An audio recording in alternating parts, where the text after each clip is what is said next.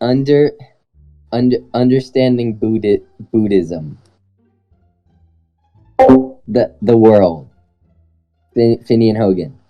Do not live in the world, in distraction and false dreams.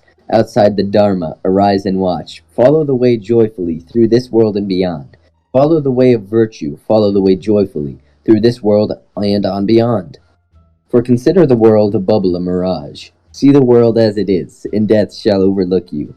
Come, consider the world a painted chariot for kings, a trap for fools.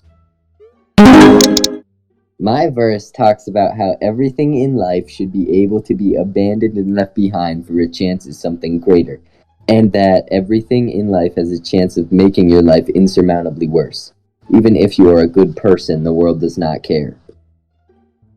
Through this world and on beyond, for consider the world a bubble, a mirage.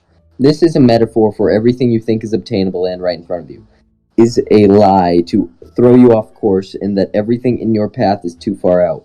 It also symbolizes that you need to have your mind in the present, not the future. But he who sees goes free, as the moon slips from behind a cloud and shines. So the master comes out from behind his ignorance and shines. The world is in darkness, how few have eyes to see. How few the birds who escapes the net and flies to heaven. One rise and fly towards the sun. What magic? My verse is about the blindness society has in the current world. There is a net of ignorance surrounding the world which very few have been able to escape. The verse explains that the world is in darkness and how few have eyes to see out of this cloud of darkness. If you scoff at heaven and violate the Dharma, if your words are wise, where will your mischief end? This statement represents the ignorance of most people, shown by the "if you scoff at heaven" line. Also, this shows the common thoughts of people who cannot see through the ignorance society has casted. So do the pure conquer the armies of illusion, and rise and fly. If you scoff at heaven, and violate the Dharma, if your words are lies, where will your mischief end? The fools laugh at generosity. The miser cannot enter heaven, but the master finds joy in giving, and happiness is his reward. And more, for the greater than all joys of heaven and earth, greater still, and then dominion over all the worlds, is the joy of reaching stream.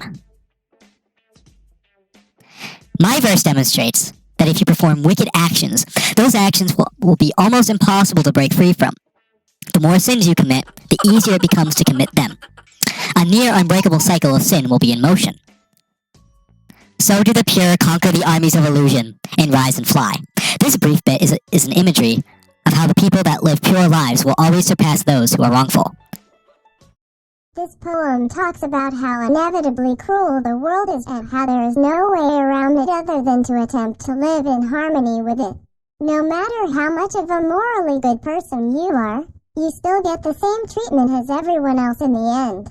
Because of this, the poem suggests you abandon everything that distracts you from a higher power, because the only purpose they serve is to keep you from enlightenment. The verse I chose relates to Buddhism because of the common ignorance and blindness of the world.